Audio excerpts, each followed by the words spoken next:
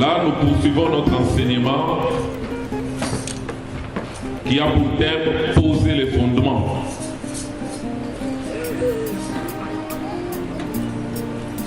Ça fait des dimanches que nous avons parlé sur les fondements. Et les premiers éléments, parmi les 6 éléments fondamentaux de la foi, on avait touché les renoncements et vraiment. Amen. Et aujourd'hui, nous allons toucher la foi en Christ.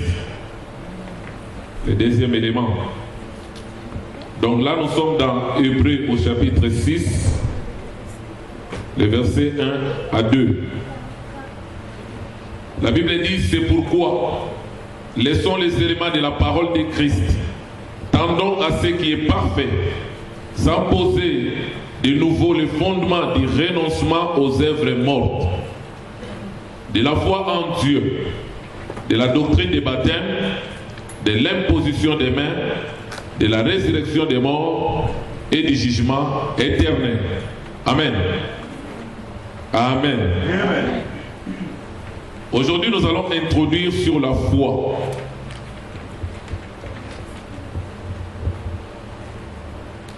Nous prêchons la foi à tout temps, dans toutes ses facettes. Mais la chose la plus importante, c'est de retourner dans l'origine de l'homme sur la terre, pour comprendre le but ou l'utilité de la foi.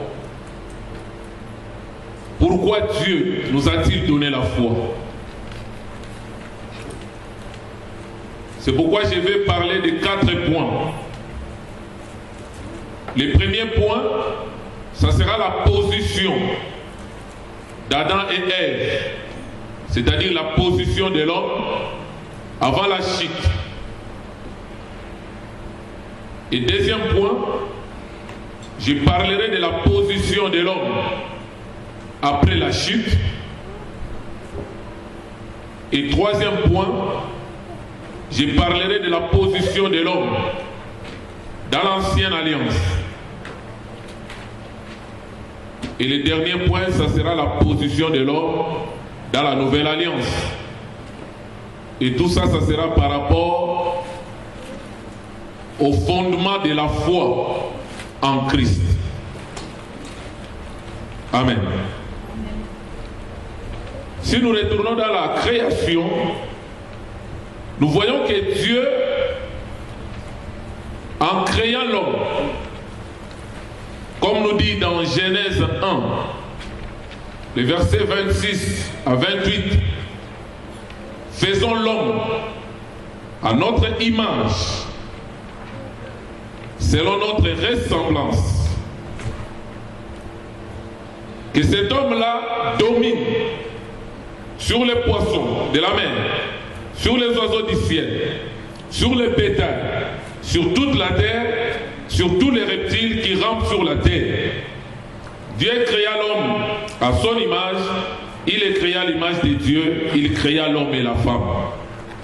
Dieu les bénit, Dieu leur dit, soyez féconds, multipliez-vous, remplissez la terre, assujettissez-la et dominez sur les poissons de la mer, sur les oiseaux du ciel, sur tout animal qui se met sur la terre. Nous voyons que l'homme, quand Dieu l'a créé, il était dans la bonne position. Cet homme-là était béni de l'Éternel. Et quand nous parlons de la bénédiction, nous voyons la bénédiction spirituelle. Il était dans la position de dominer. Il était dans la position de régner. Il était dans la position d'assujettir.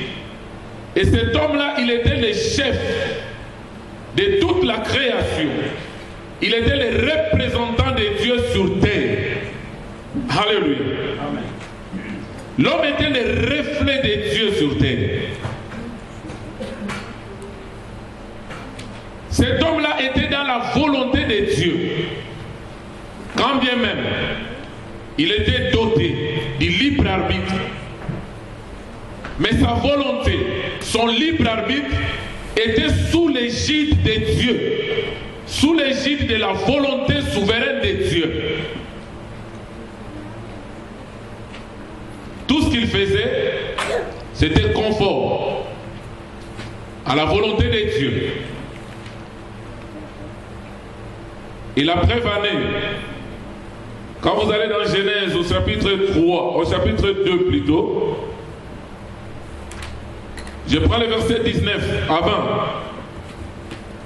L'Éternel Dieu forma de la terre tous les animaux des champs, tous les oiseaux du ciel, et il les fit venir vers l'homme pour voir comment il les appellerait, afin que tout être vivant porte le nom que lui donnerait l'homme.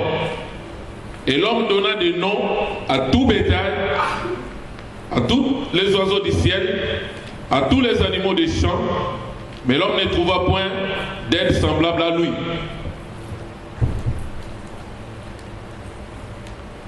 L'Éternel a dit, il faut que tout être vivant, quand nous parlons des êtres vivants, ce n'est pas seulement les animaux, ce n'est pas seulement les oiseaux, même les arbres, ça fait partie des êtres vivants.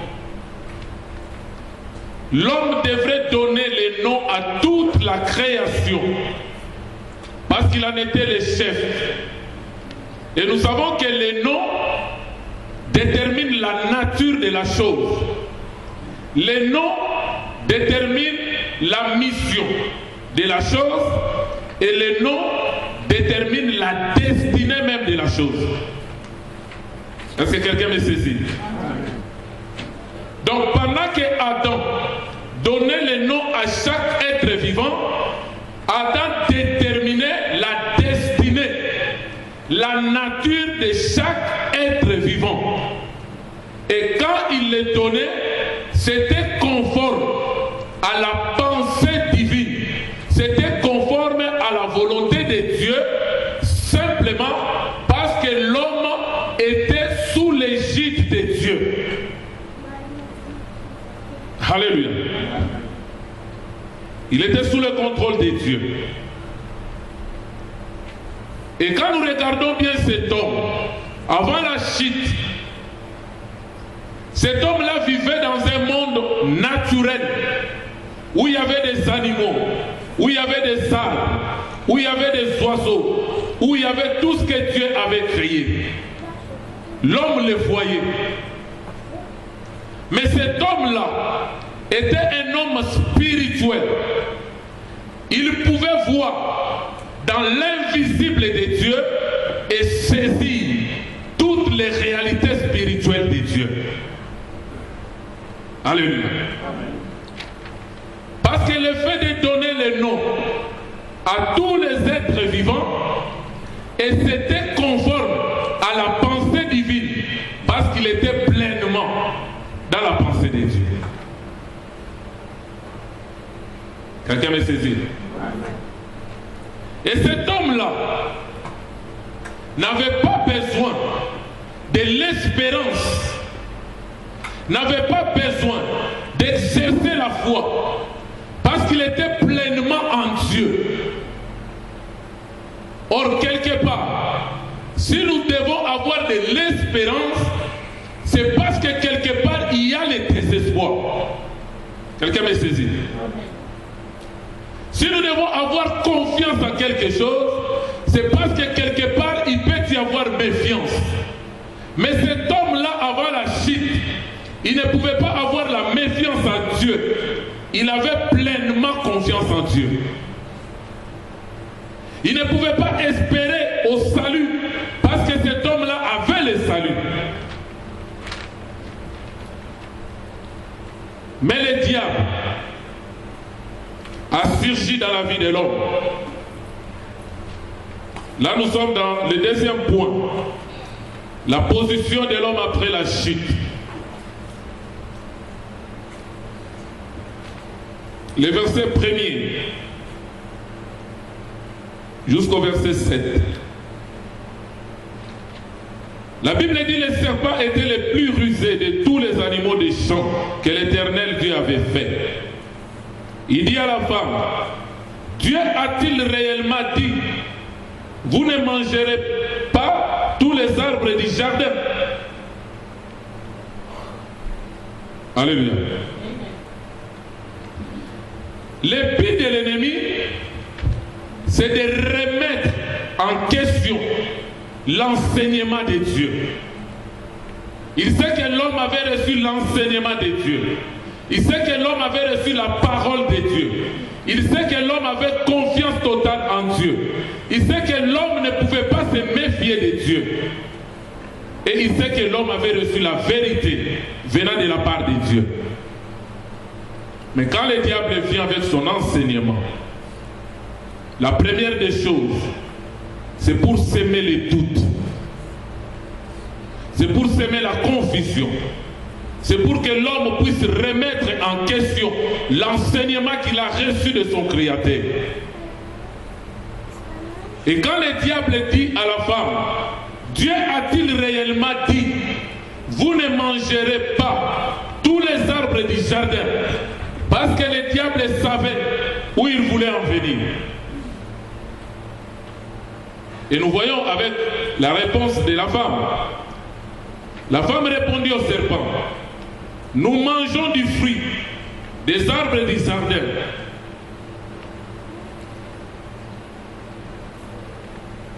Mais quant au fruit de l'arbre qui est au milieu du jardin, Dieu a dit, vous n'en mangerez point et vous n'y toucherez point, de peur que vous mouriez.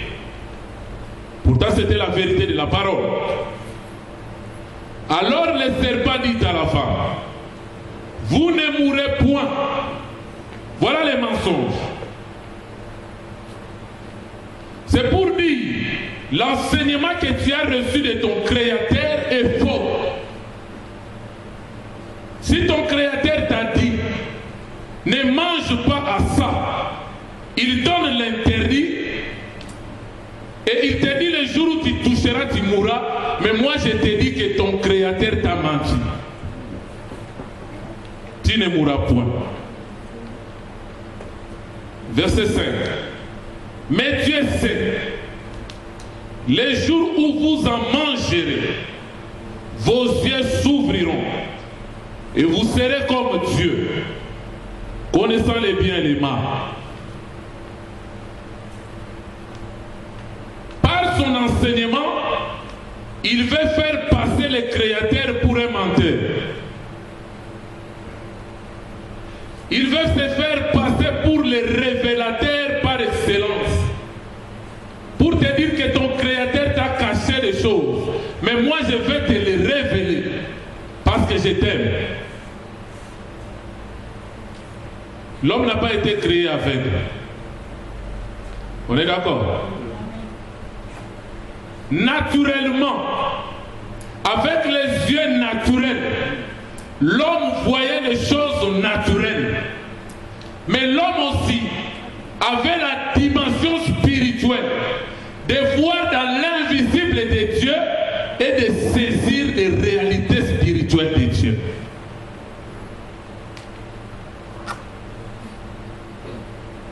Est-ce que vous comprenez?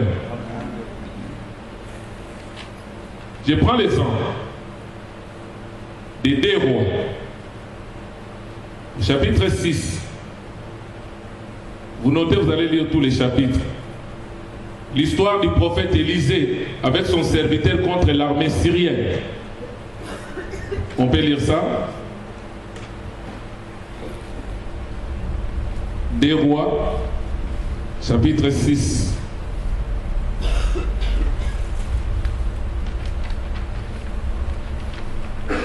Je prends le verset 15 jusqu'au verset 20. La Bible dit les serviteurs de l'homme de Dieu, c'est-à-dire d'Élisée, se leva de beau matin et sortit. Et voici une troupe a entouré la ville. avec des chevaux et des chars. Et le serviteur dit à l'homme de Dieu, « Ah, mon Seigneur, comment ferons-nous » Il répondit, « Ne crains point, car ceux qui sont avec nous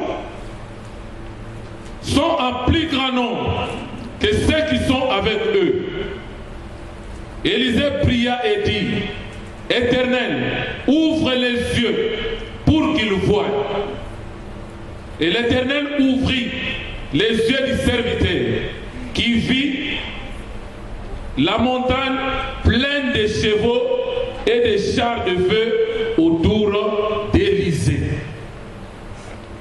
Les Syriens descendirent vers Élisée. Il adressa alors cette prière à l'Éternel. Daigne frapper d'aveuglement cette nation. Et l'Éternel le frappa d'aveuglement, selon la parole d'Élisée. Et Élisée leur dit, ce n'est pas ici les chemins, et ce n'est pas ici la ville. Suivez-moi, et je vous conduirai vers l'homme que vous cherchez. Et il les conduisit à Samarie. Alléluia. Là, nous voyons l'histoire du prophète Élisée. Il était accompagné de son serviteur.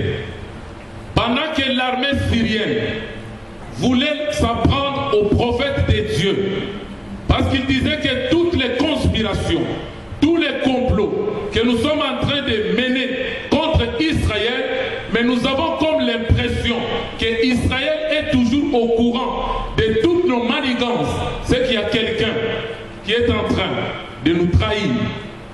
Mais on leur a dit, c'est parce qu'Israël a un prophète. Alléluia.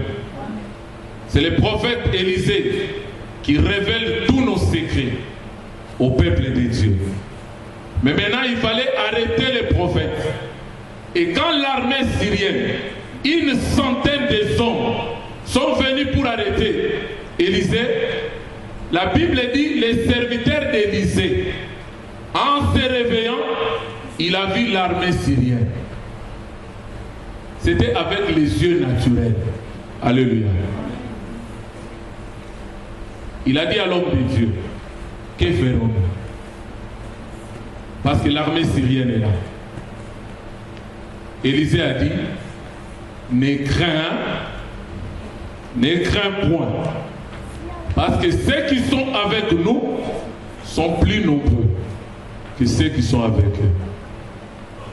C'est-à-dire les prophètes de Dieu, non seulement avec les yeux naturels, ils pouvaient voir les choses naturelles, mais il avait aussi une autre dimension spirituelle, avec les yeux de l'esprit, voir l'armée de Dieu qui était sur la montagne. Alléluia. C'est de la même manière, Adam et Ève, avant la chute, ils pouvaient voir les choses naturelles. Mais à un certain moment, ils pouvaient aussi avoir une autre dimension spirituelle pour voir les choses cachées de Dieu.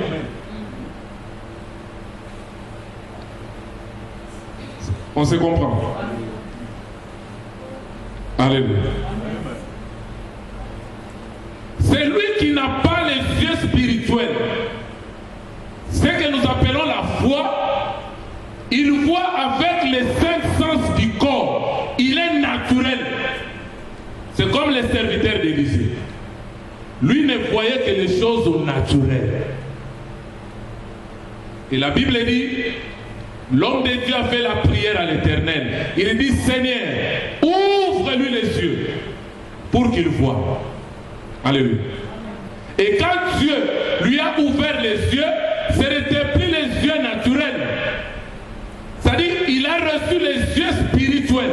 Il a reçu l'illumination spirituelle et il a vu que l'armée de Dieu vivant était pleine sur la montagne. Alléluia. Et automatiquement, il a une assurance.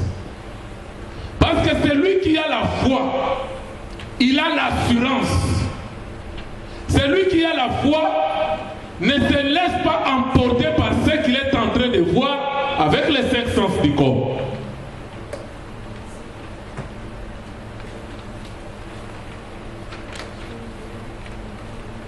Et cette armée était venue chercher Élisée. Élisée était devant eux. Il a prié Dieu de frapper ce peuple d'aveuglement. Alléluia. Quand il les a frappés d'aveuglement, cela ne veut pas dire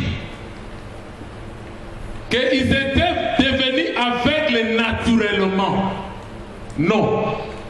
Ils avaient leurs yeux, mais leurs yeux étaient voilés par rapport à l'homme qu'ils cherchaient. Parce que si quelqu'un est aveugle, une centaine de soldats, maintenant quand Élisée a dit « Suivez-moi », comment ils pouvaient suivre Élisée?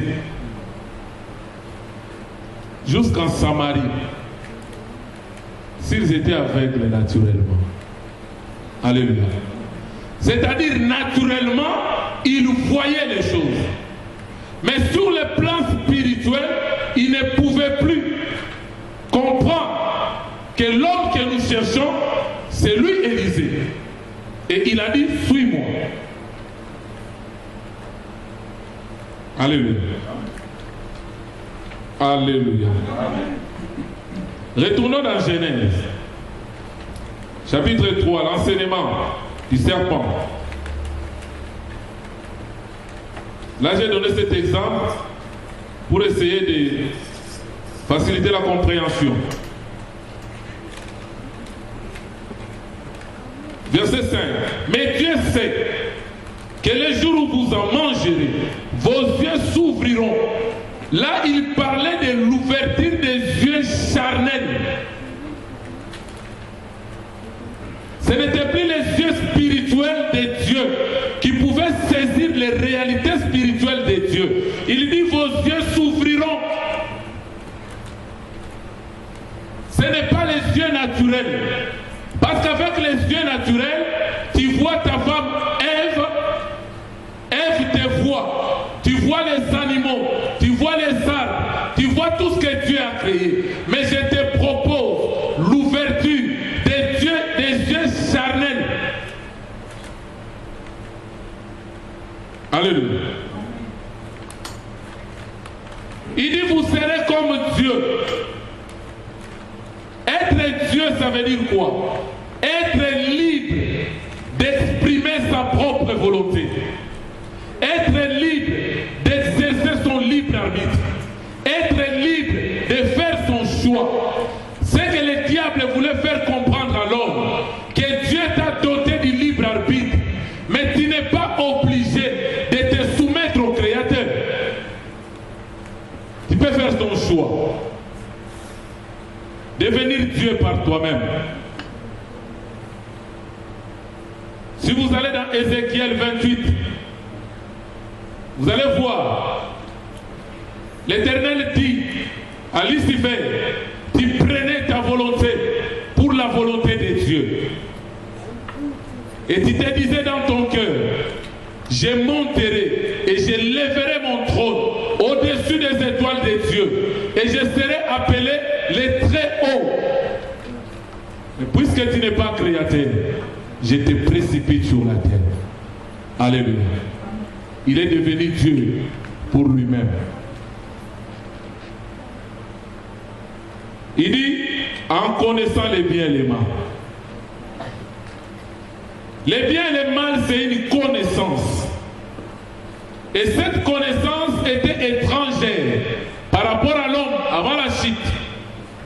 L'homme ne connaissait ni bien ni mal. L'homme ne connaissait que la volonté de Dieu. Et nous disons que la volonté de Dieu, selon Romains 12, le verset 3, c'est ce qui est bon, agréable et parfait. Voilà les trois dimensions de la volonté de Dieu. La volonté de Dieu n'a jamais été ni bien ni mal. La notion du bien et du mal, c'est l'appréciation de l'homme par rapport à ce que Dieu fait dans sa vie. Et le jour où l'homme a goûté à cette connaissance, l'homme maintenant est à cheval entre le bien et le mal. C'est là où l'apôtre Paul parle, dans Romains 7, Il dit, je sais ce qui est bien. Je sais aussi ce qui est mal. Mais je cherche à faire le bien. Mais je n'arrive pas à le faire. Alléluia. Parce qu'à chaque fois que je cherche à faire le bien, le mal est attaché à moi. Parce que cet arbre-là avait deux types de connaissances. La connaissance du bien et la connaissance du mal. Amen. La Bible dit dans Romains 10, le verset 17, que la foi vient de ce qu'on entend et ce qu'on entend vient de la parole de Christ. C'est de la même manière, l'incrédulité qui est l'opposé de la foi vient aussi de l'enseignement du serpent.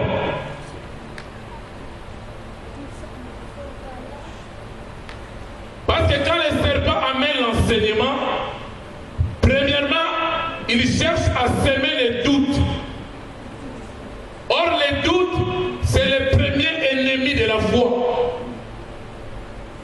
Dieu a-t-il réellement dit? Alléluia. Et pendant que la femme écoutait l'enseignement de Satan, automatiquement, il y a une vibration de la chair. Les 5 sens du corps a commencé à vibrer. Verset 6. La femme vit que l'arbre était bon à manger et agréable à la vue. Le premier sens qui a été touché, c'était lui. L'écoute de la parole. La foi vient de ce qu'on entend. L'incrédulité vient aussi de ce que l'on entend. Et à force d'écouter, cet enseignement a amené une vibration dans la vie de l'homme.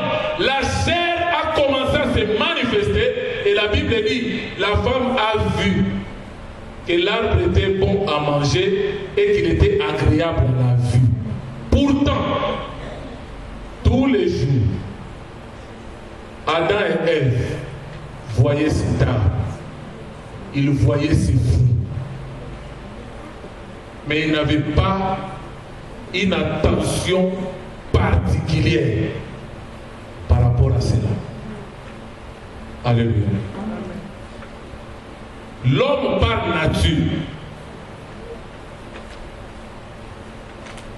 il fait attention souvent aux interdits. Quand on t'interdit quelque chose, ça éveille la curiosité. Alléluia. Mais si on ne t'interdit pas, tu ne fais pas attention. Alléluia. Jésus avait compris la nature de l'homme.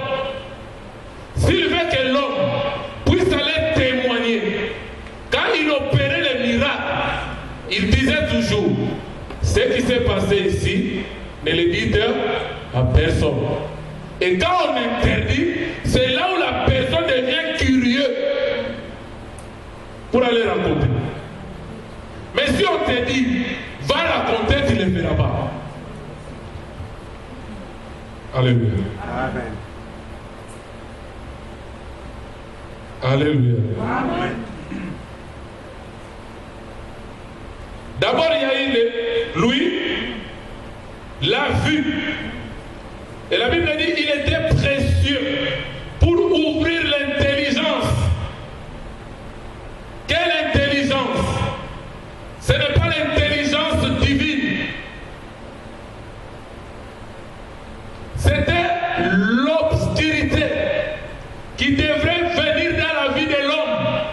C'était l'aveuglement spirituel. Raison pour laquelle l'apôtre Paul, dans Ephésiens 1, le verset 17, il fait une prière. Ephésiens, chapitre 1er.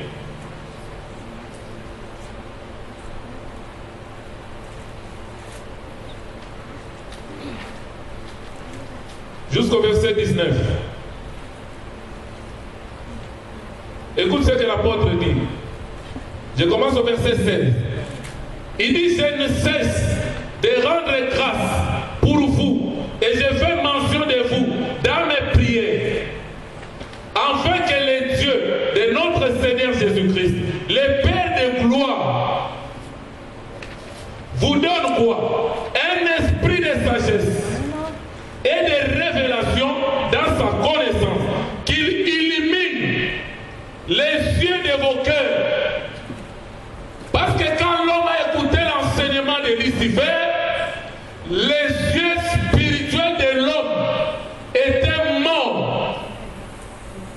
C'était l'aveuglement spirituel qui s'est emparé de l'homme.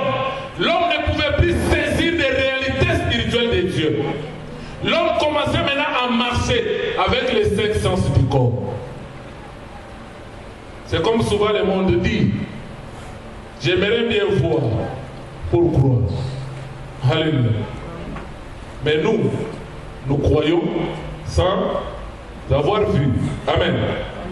Que les dieux illumine les yeux de vos cœurs pour que vous sachiez quelle est l'espérance qui s'attache à son appel, quelle est la richesse de la gloire de son héritage qu'il réserve aux saints. Alléluia. Alléluia. Amen. Là, vous commencez déjà à avoir une idée sur la foi. Amen. La Bible dit, elle prit son fruit, le toucher.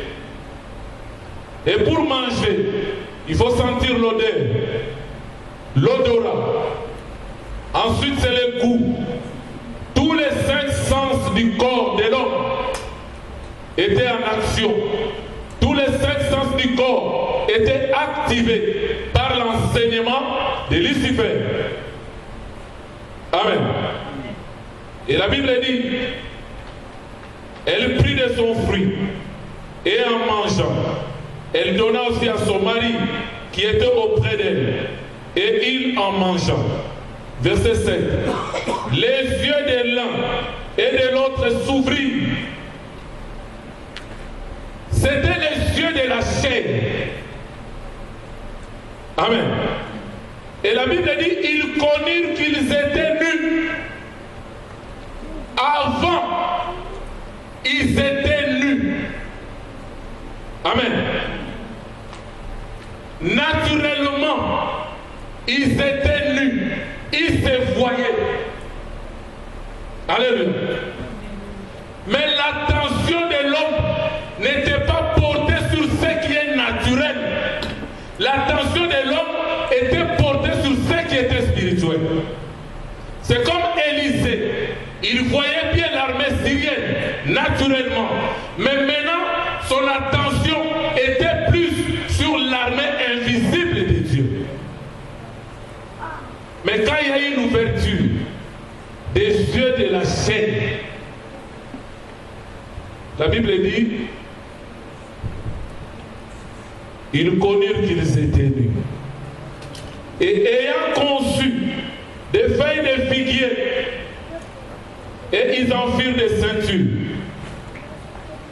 Or nous savons que la ceinture, selon Ephésiens 6, c'est la vérité.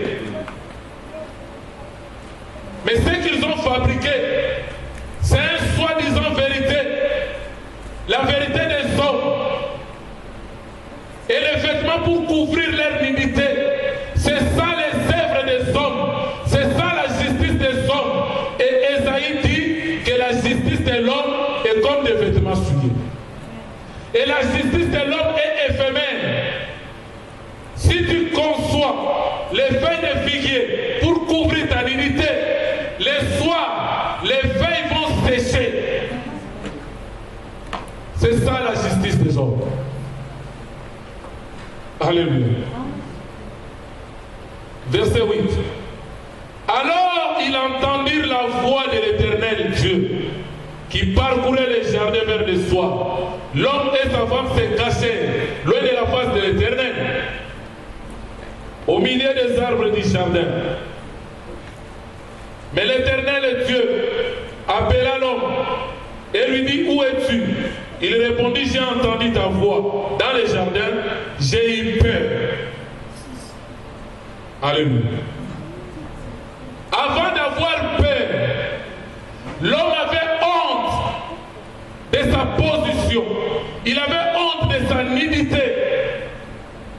Après le doute, c'est la honte, le deuxième ennemi de la foi.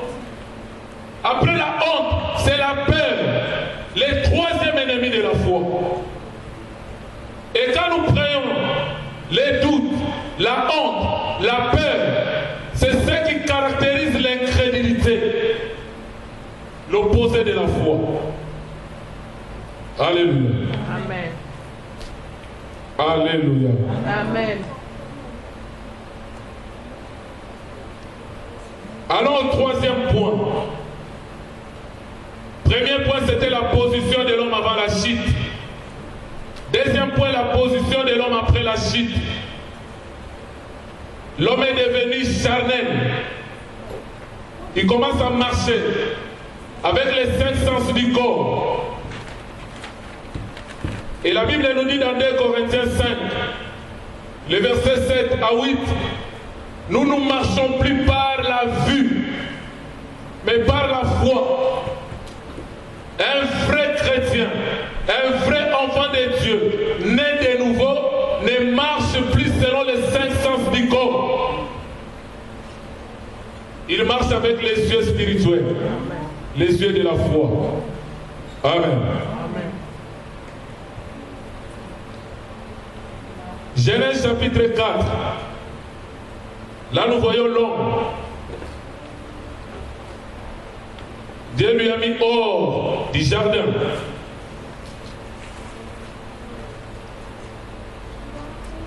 La Bible dit, Adam connut Ève, sa femme. Elle conçut et enfantant Caïn. Caïn n'est pas le fils du serpent. Alléluia. Amen. La Bible est claire. Adam connut Ève, sa femme. Elle conçut et enfanta Caïn. Et elle dit, j'ai acquis un homme par l'Éternel. Si Caïn était du serpent, Adam n'allait pas dire, Ève n'allait pas dire que je l'ai conçu par l'Éternel. Il reconnaît la grâce de Dieu. Il reconnaît la main de Dieu. Alléluia. Elle enfanta encore Abel. Abel fit berger. Caïn fit labourer. Au bout de quelques temps, Caïn fit à l'Éternel une offrande de fruits de la terre. Et Abel, de son côté, en fit une des premiers-nés de son troupeau et de leur graisse. Or, dans la bergerie, il n'y a qu'un seul premier-né. On ne peut pas avoir dans une bergerie deux premiers-nés. Il n'y a qu'un seul premier-né. Et le premier-né par excellence, c'est Christ. Et quand on parle de premier-né, ce n'est pas par l'ordre chronologique des choses, mais le premier-né, c'est par rapport au choix de Dieu. Quelqu'un me saisit? Amen. Quand je prends les 12 fils de Jacob, l'aîné c'était Ruben, mais selon Dieu, l'aîné c'était Joseph, parce que c'est lui qui avait la prééminence, parce que c'est Dieu qui l'avait choisi. Et dans la bénédiction prophétique de Jacob, dans Genèse 49, l'Éternel a dit, tu seras le berger de tes frères. Et c'est lui qui a pris soin de ses frères en Égypte. Alléluia.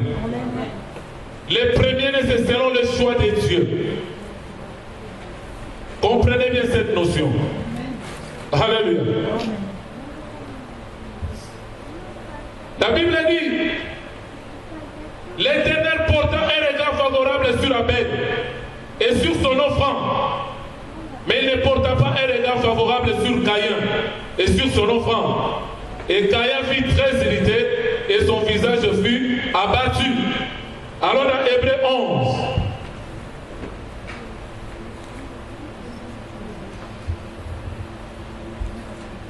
Hébreux chapitre 11,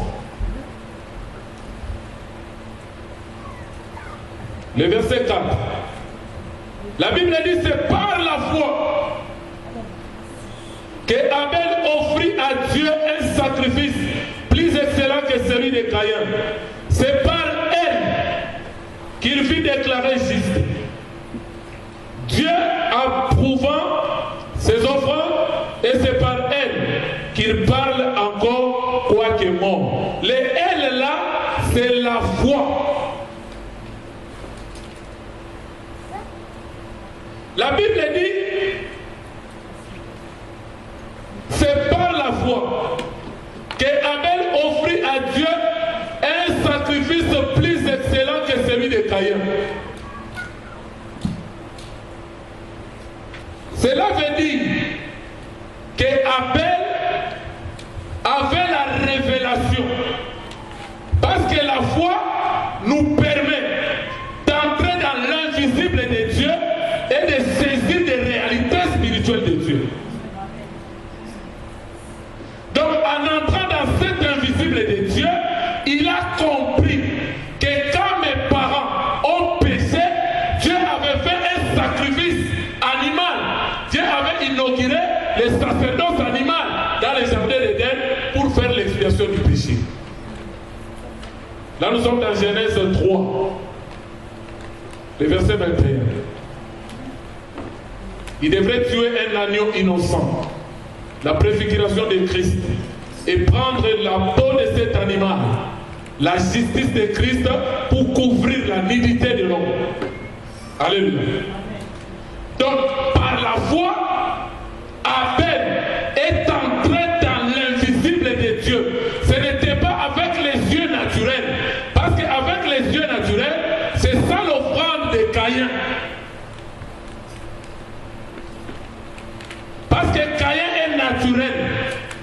Il offre à Dieu des sacrifices naturels. Mais Caïn, Abel, avait déjà entré dans une autre dimension. Même quand nous offrons à Dieu, il y a des offrandes naturelles. Mais il y a d'autres, ils offrent à Dieu par la foi. Alléluia. Un jour, je parlerai sur ça. Alléluia. Un sacrifice plus excellent. Les vrais sacrifices, les sacrifices plus excellents, c'est Christ à la croix. Tout ce que les hommes ont offert à Dieu, de Genèse à l'Apocalypse, il n'y a aucun sacrifice qui soit plus excellent que celui que Dieu a fait. Jean 3,16. Car Dieu a tant aimé le monde, il a donné son Fils. Voilà le sacrifice le plus excellent. Afin que quiconque croit à ce sacrifice ne périsse point, mais qu'il ait la vie éternelle. Alléluia. Alléluia. Et la Bible dit, c'est par elle, c'est par la foi qu'il fit déclarer juste. Nous sommes justifiés par la foi en Christ. Amen. Et Dieu, approuvant ses offrandes, amen, c'est par elle qu'il parle encore, quoique mort. C'est à cause de la foi. Amen. Alléluia. Amen. Genèse 6.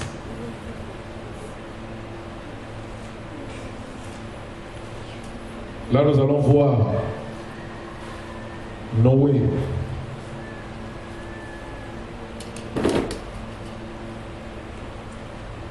Je prends le verset 5 au verset 8. Vous y êtes? Est-ce que vous y êtes? L'Éternel vit que la méchanceté des hommes était grande sur la terre, et que toutes les pensées de leur cœur se portaient chaque jour uniquement vers le mal. Alléluia. Nous avons parlé de deux semences, les biens et les mal. Mais la Bible dit que les pensées des hommes à ce temps-là se portaient uniquement vers le mal. Et l'Éternel se repentit d'avoir fait l'homme sur la terre. Il fut affligé en son cœur. Et l'Éternel dit, j'exterminerai de la face de la terre l'homme que j'ai créé. Depuis l'homme jusqu'au bétail, aux reptiles, aux oiseaux du ciel, car je me réponds de les avoir faits. Verset 8. Mais Noé trouva grâce aux yeux de l'Éternel. Le mot grâce, c'est une faveur imméritée. En d'autres termes, la méchanceté était grande sur la terre. Même Noé, il était parmi les pécheurs. Si Dieu voulait exterminer, il devrait raser toute la terre et recommencer la création.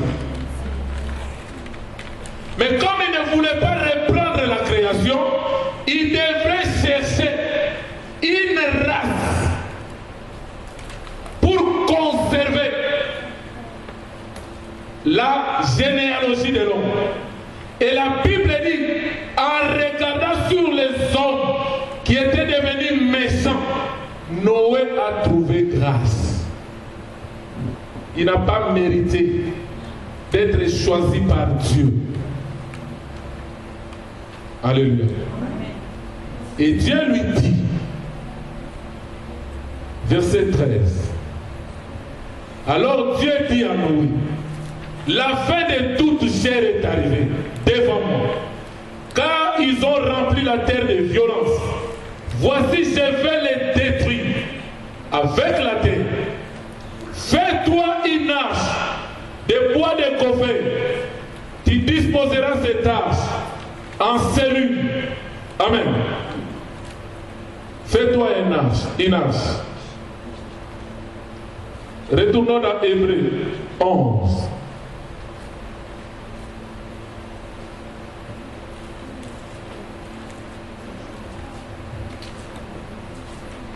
Hébreux 11.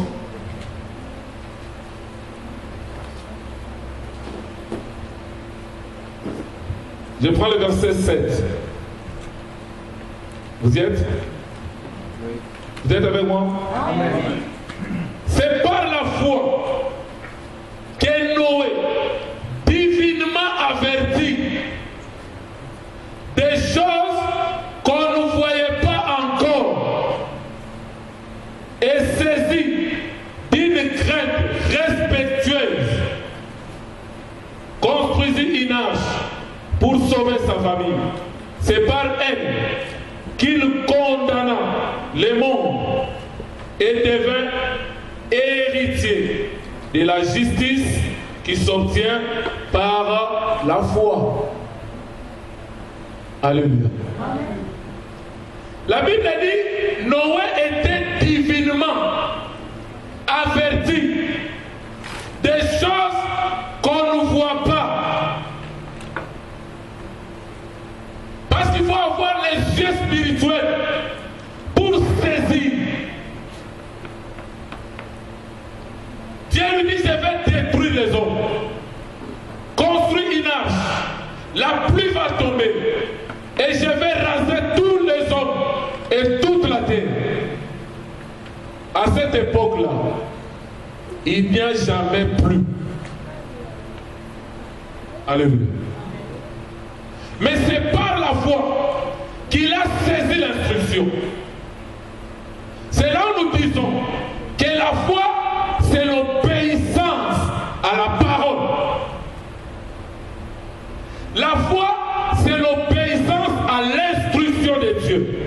La Bible dit, après avoir été divinement averti des choses qu'on ne voit pas avec les yeux naturels, naturel, automatiquement, il a été saisi de crainte. On ne peut pas dire que j'ai reçu la foi de Dieu, mais je n'ai pas la crainte de Dieu. Parce que si Dieu te révèle par la foi les réalités spirituelles de Dieu, cela produit en toi la crainte de Dieu. Alléluia. Alléluia. Amen. Divinement averti. Des choses qu'on ne voit pas avec les cinq sens du corps. Il est saisi des craintes. Pas n'importe quelle crainte. La Bible dit la crainte respectueuse. Cela veut dire il y a des craintes irrespectueuses. Alléluia. Il construisit une arche. Automatiquement, après avoir été révélé des choses spirituelles dans l'invisible de Dieu, saisi de crainte et tu passes à l'action. C'est là que nous disons que la foi c'est agir. La foi c'est risquer avec Dieu. La foi c'est poser l'action. On ne peut pas dire j'ai la foi si tu ne poses pas l'action. Alléluia. Alléluia. Il construit une arche pour sauver sa famille. Alléluia. C'est par elle qu'il condamna le monde et devint héritier de la justice qui s'obtient par la foi. Alléluia. Quand on nous appelle héritier, c'est en rapport avec l'héritage. Quelqu'un me saisit? Et quand on parle de l'héritage, ce n'est pas quelque chose que toi tu t'es battu toute ta vie pour en avoir.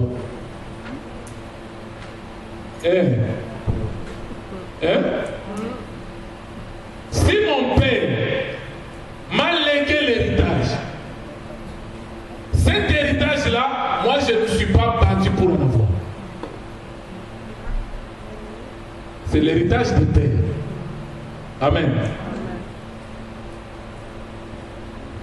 S'il n'était pas mon père et qu'il m'adopte, c'est par l'adoption que je deviens héritier, co-héritier avec Christ. Parce que l'héritage, c'est l'héritage de Christ. C'est là la Bible dit qu'il nous a donné un esprit d'adoption, qui nous pousse aussi à confirmer que Dieu est notre Père. Abba Père. Alléluia. Alléluia. Amen.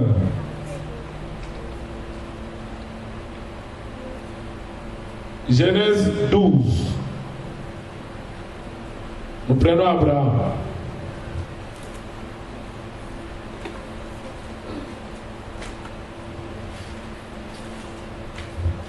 Je prends le verset 1er jusqu'au verset 4. L'Éternel dit à Abraham, va-t'en de ton pays, de ta patrie, de la maison de ton père, dans le pays que je te montrerai. Je ferai de toi une grande nation. Je te bénirai. Je rendrai ton nom grand. Et tu seras une source de bénédiction. Je bénirai ceux qui te béniront. Je maudirai ceux qui te maudiront. Et toutes les familles de la terre seront bénies en toi. Verset 4. Abraham partit comme l'Éternel le lui avait dit. Alléluia.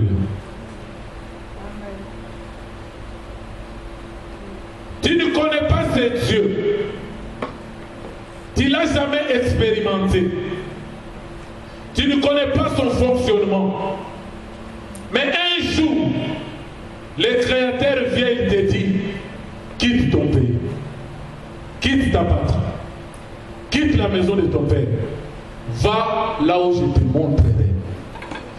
Dieu n'a pas fixé la destination, mais il te dit de sortir.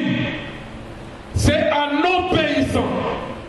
Quand tu seras dehors, quand tu obéiras, c'est alors que je te montrerai la destination.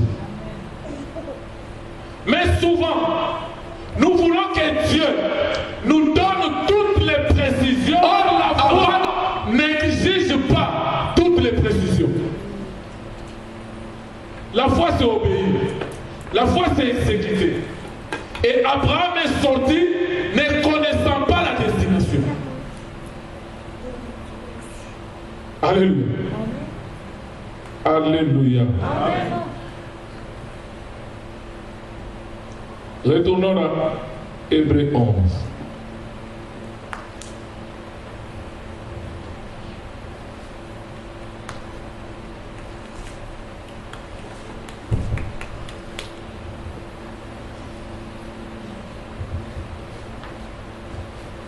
Vous notez le verset 8.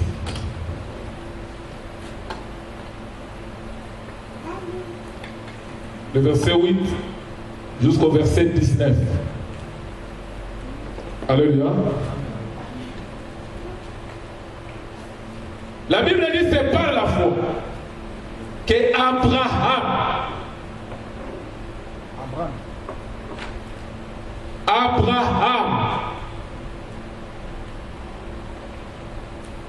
je sais là où Doudou est. Amen. Je vais éclaircir. La Bible dit que c'est par la foi qu'Abraham.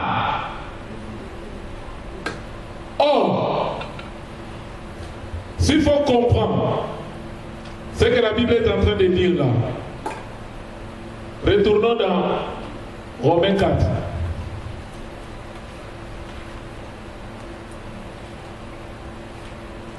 Je comprends ton inquiétude, frère. Que Dieu te bénisse. Ça permet d'éclairer les autres. Amen. Amen. Amen. Romains 4. Je prends le verset 9 au verset 12. Parce que quand Dieu a dit à Abraham, dans Genèse 12, le verset 1, quitte ton pays, ta patrie, la maison de ton père, il n'était pas encore Abraham. Il était Abraham. Il n'était pas encore circoncis. Parce que la circoncision est intervenue au chapitre 17. C'est là où il a reçu le nom d'Abraham. Mais écoute ce que Romains 4 nous dit. Ce bonheur n'est-il que pour les circoncis? Ou est-il également pour les incirconcis? Car nous disons que la foi lui fit imputer à justice à Abraham. Maintenant la question, verset 10, Romains 4. Quand donc lui fit-elle imputer? Quand est-ce que Dieu a justifié la foi d'Abraham? Est-ce que c'était pendant qu'Abraham était encore incirconcis ou c'était après avoir reçu le sceau de la circoncision? Mais la Bible répond. Il n'était pas encore circoncis. Il était incirconcis. C'est lorsque sa foi lui fit imputer à justice. Alléluia. Amen. Verset 11.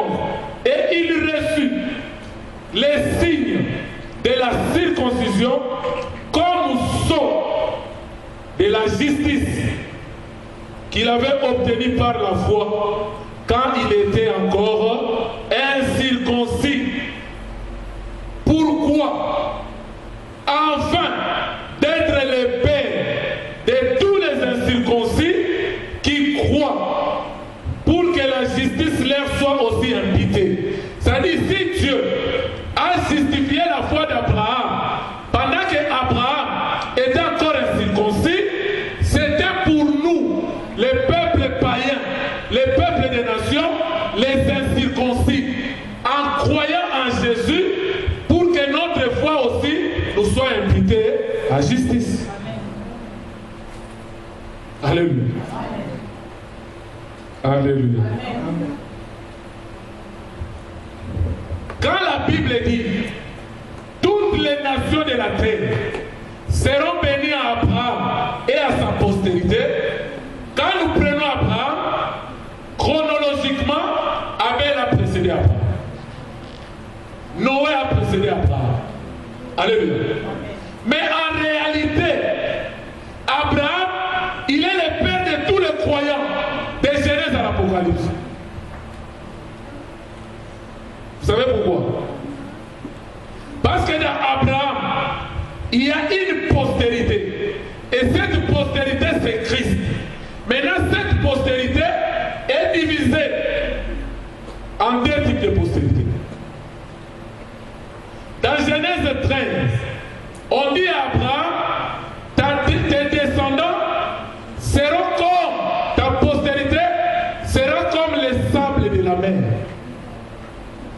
Or, quand on se réfère aux sables de la mer, on voit le peuple terrestre de Dieu qui est Israël. Et dans Genèse 15, il dit ta postérité sera comme les étoiles du ciel. Or, quand on se réfère aux étoiles du ciel, on voit les pouces. Or, dans les pouces, il y a des branches de l'olivier franc des juifs messianiques et les branches de l'olivier sauvage que nous sommes, nous qui croyons en Jésus-Christ, comme Abraham, pendant qu'il était incirconcis. Il a reçu le signe de la circoncision, comme sceau. Alléluia. Quelqu'un saisit? Et nous avons dit, quand nous parlons du premier-né, ce n'est pas selon l'ordre chronologique des choses. Le premier-né, c'est par rapport au choix de Dieu. Dans la famille d'Isaac, David était 8e. Mais comme Dieu l'avait choisi pour monter sur le trône, David était devenu le premier-né. Alléluia. Amen. Alléluia. Amen. La Bible dit tous les incirconcis qui croient pour que la justice leur soit aussi imputée. Et les pères des circoncis qui ne sont pas seulement circoncis. Quand on dit qu'Abraham est le père des circoncis, ce n'est pas seulement qu'il est le père de tous les juifs, mais uniquement des circoncis, des juifs qui marchent selon les traces d'Abraham, dans l'obéissance. Alléluia. Verset 12. Les pères des circoncis, qui ne sont pas seulement circoncis, mais encore qui marchent sur les traces de la foi de notre père Abraham, quand il était encore incirconcis. On peut être circoncis, c'est-à-dire juif, peuple de Dieu terrestre. Mais si tu ne marches pas selon les traces d'Abraham, en marchant sur les traces d'Abraham, ça veut dire quoi? Marcher dans la foi, marcher dans l'obéissance. Amen. Alléluia. Amen. Retournons dans Hébreux 11. Vous avez compris?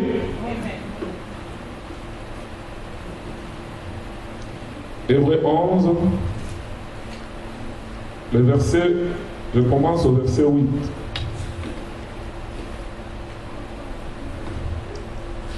C'est par la foi que Abraham, lors de son appel ou sa vocation, obéit et partit. La foi, c'est l'obéissance et l'action. Parce que dans l'Ancienne Alliance, les verbes qui exprimaient la foi, c'était le verbe croire. Et le verbe croire, c'est un verbe d'action.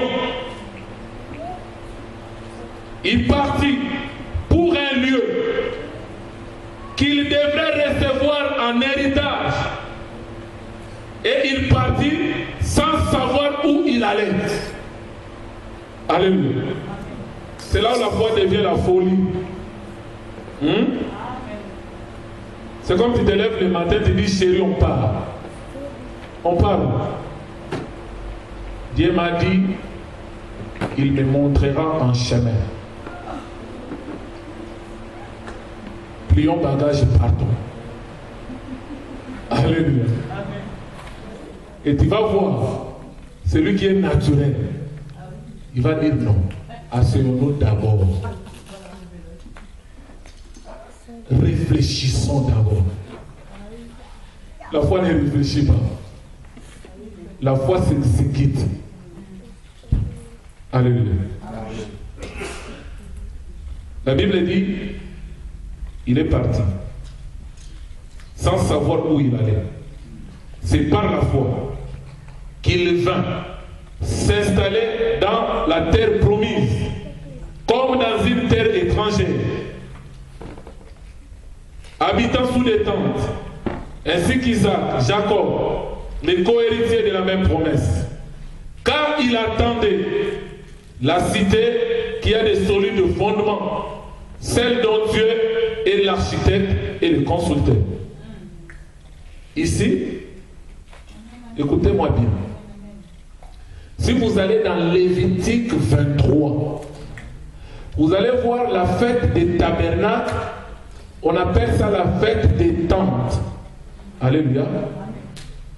Abraham habitait déjà dans la terre promise. C'est ça son origine. Amen.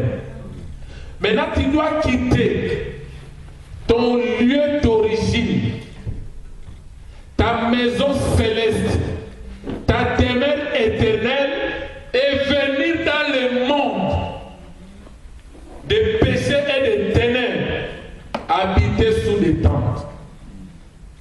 Or, si nous les prenons, selon 2 Corinthiens 5, les versets 1 à 10, la Bible dit, si la tente dans laquelle nous habitons sur la terre est détruite, nous avons un autre édifice qui n'est pas l'ouvrage des mains d'hommes.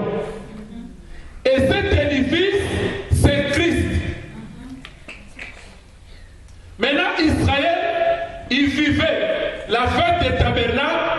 D'abord, tu devrais quitter ta demeure. Aller habiter dans des tentes pendant 7 jours. Amen. C'est-à-dire, les premiers jours, c'est le repos. Et le 8e jour, c'est le repos. Mais pendant les 7 jours, tu habites sous des tentes. C'est ça, le voyage des élus de Dieu sur la terre. Maintenant, à la fin, pour retourner dans le repos, parce que de 1, nous voyons les 8. Quelqu'un me saisit? Hein? Premier jour, c'est le repos. Et le 8e jour, c'est le repos. Mais le 2e jour jusqu'au 7e jour, ce n'est pas le repos. Donc, d'un repos à un autre. Maintenant, le 7e jour, les peuples devraient détruire des maisons de tentes pour retourner dans leur demeure d'origine. En d'autres termes, Abraham qui habitait sous des tentes, mais il savait que c'est provisoire, c'est temporaire. Si nous sommes venus sur la terre, c'est temporaire, parce que nous sommes des voyageurs, parce que nous sommes des étrangers. Et Jésus a dit, dans Jean 17, ils ne sont pas du monde, mais ils sont dans le monde. J'ai été pris, Père, de ne pas les ôter, mais de les préserver. Mais au temps marqué, nous quitterons ce monde pour retourner dans notre édifice, qui est Christ. C'est-à-dire, aussi longtemps que nous habitons dans cette tente qui est le corps, nous gémissons. Nous désirons aller rejoindre notre domicile céleste qui est Christ. C'est pourquoi la Bible dit, aussi longtemps nous demeurons dans ce corps, nous demeurons loin du Seigneur. Alléluia. Nous demeurons loin du Seigneur. C'est pourquoi un vrai chrétien, il sait qu'il est pérénère. Il sait que sur la terre, on est là temporairement. Mais au temps marqué, nous partirons. Alléluia. Amen. Genèse 12, 22.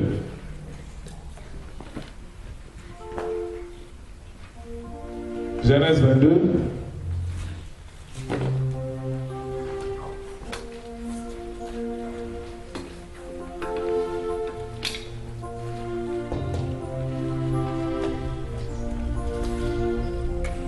Vous notez le verset 1 jusqu'au verset 18, je vais laisser seulement quelques versets.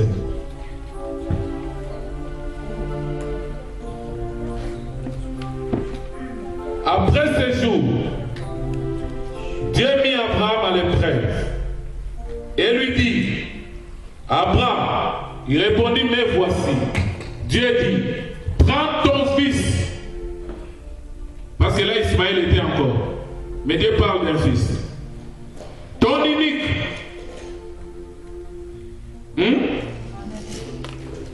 Celui que tu aimes. Isaac. Va-t'en au pays de Morisha.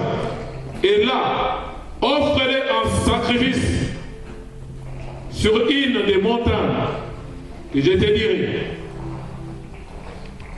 La foi, c'est l'obéissance, c'est l'exécution de l'ordre de Dieu. La Bible dit, Abraham se leva de bon matin, serra son âme et prit avec lui des serviteurs et son fils Isaac. Il fendit du bois pour l'Holocauste. Il partit pour aller au lieu que Dieu lui avait dit. Le troisième jour, Abraham leva les yeux. Il vit les lieux de loin. Écoutez le verset 5. Abraham dit à ses serviteurs, restez ici avec l'âne, moi et les génons. Nous irons jusque-là pour adorer.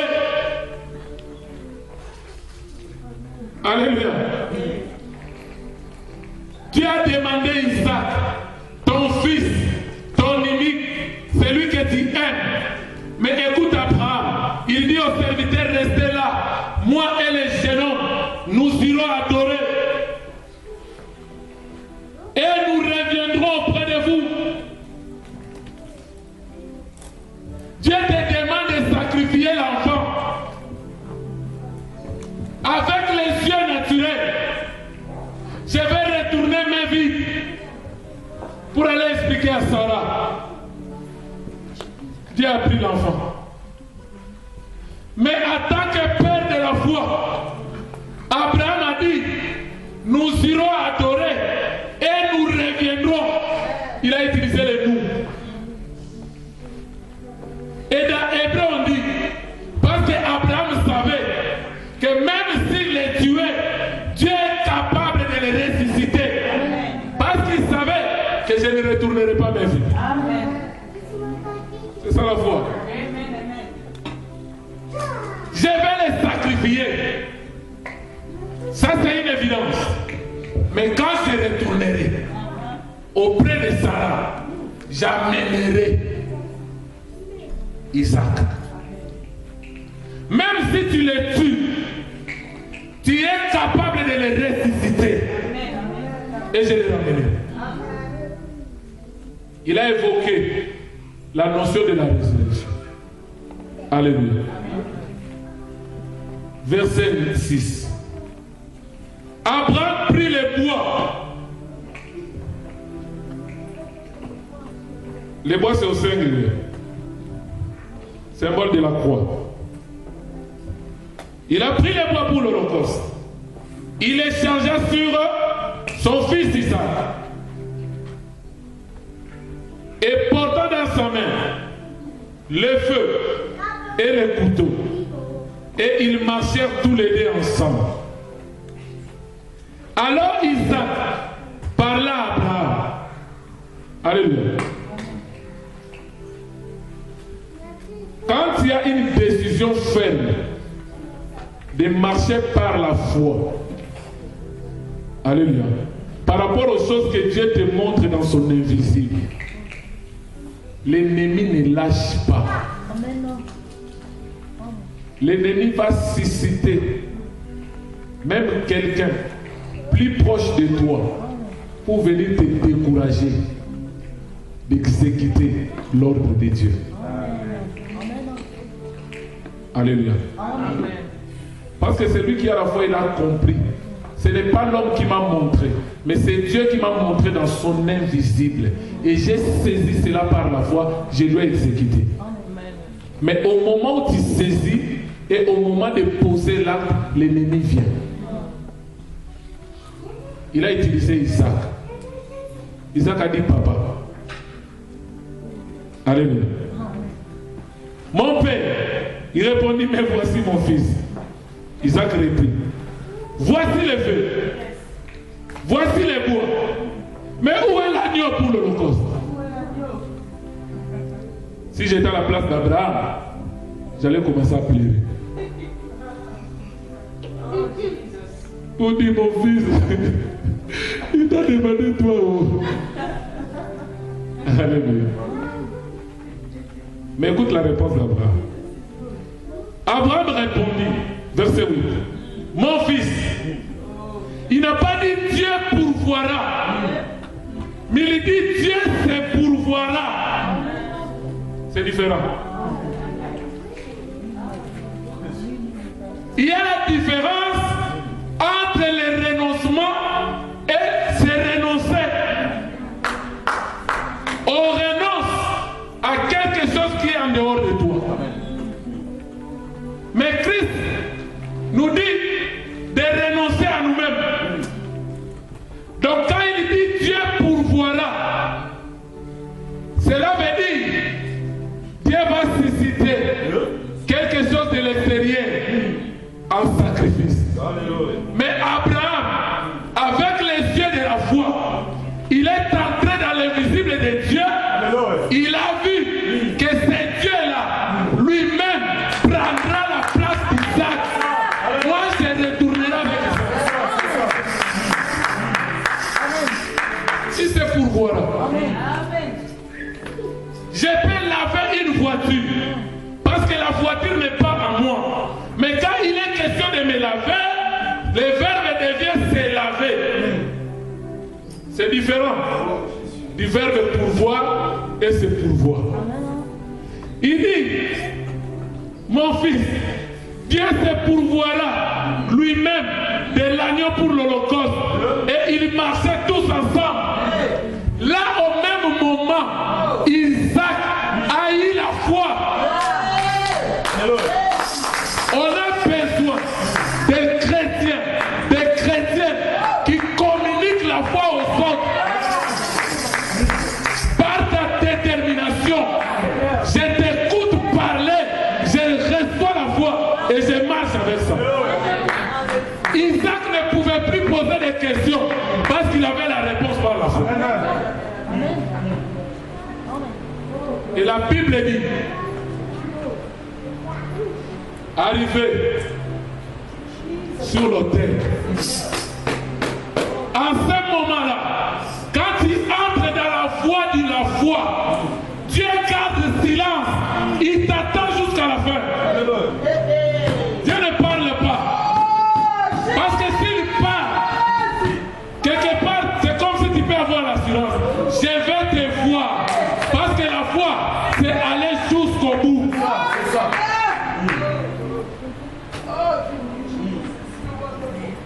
Et pendant ce temps, Dieu a gardé silence.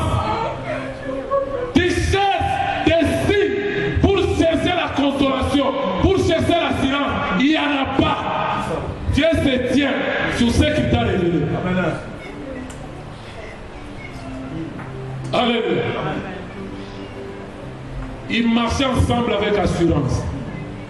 Dieu ne parlait pas. Il a pris son fils. Il l'a mis sur l'autel. Dieu ne parlait pas. Il a pris le couteau. Dieu ne parlait pas. Il a soulevé la main. Dieu ne parlait pas. Dans son cœur, parce que Dieu, quand il a agréé l'offrande d'Abel, il a d'abord porté un regard favorable sur Abel, ensuite sur l'offrande. Dieu regarde d'abord le cœur. Il a vu dans le cœur d'Abraham qu'il a tué son fils. Maintenant, il restait l'action physique. C'est là où Dieu a dit, Tu l'as déjà tué. Tu m'as obéi. Amen. Je comprends maintenant que tu me crains et que tu m'aimes. Celui qui a la foi véritable aime Dieu. On ne doit pas le forcer de faire les choses de Dieu. Parce que la foi véritable produit l'amour véritable. Et pendant ce temps, Abraham a regardé. Il a vu un bélier. Or, nous savons que le bélier, c'est le père de l'agneau. Dieu se pourvoira lui-même. C'est lui-même qui montera à la croix. Pas Isaac. J'étais malfaiteur, j'étais impudique, j'étais péché, j'étais Barabbas, voué à la condamnation. Mais un jour, dans le désespoir, il a dit Barabbas, sors, je prends ta place.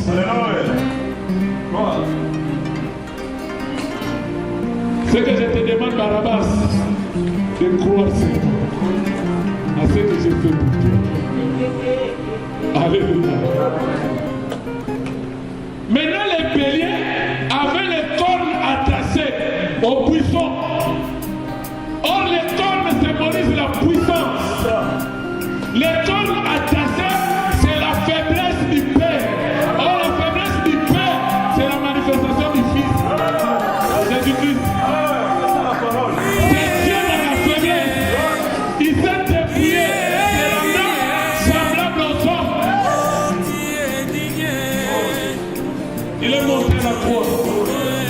Il a pris ta place. Maintenant, ce qu'il te dit, crois seulement. Et Dieu est justifié. Alléluia. Je vais continuer de m'approcher. Que Dieu vous bénisse.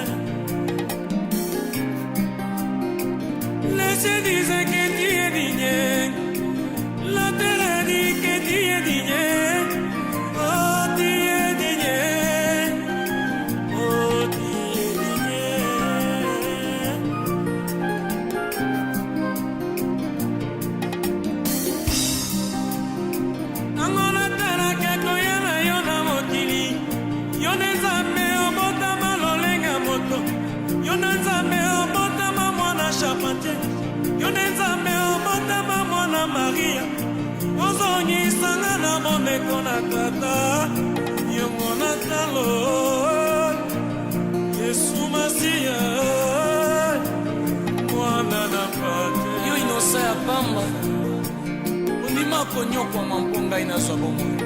Etumbo ebonga makipona ngai yo memaki yango.